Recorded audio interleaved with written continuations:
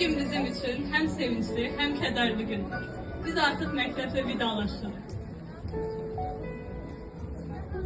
Bu iller ərzində bir çox nailiyyətlərə imza atmışıq. Ümid edirəm ki, siz de bizim kimi məktebi çox seversiniz.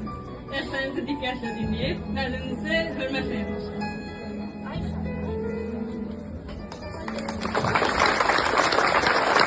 Hər daim sizinlə olsun ödüz gənciniz. İndi Asar səndədir, onu qürurla daşıyır.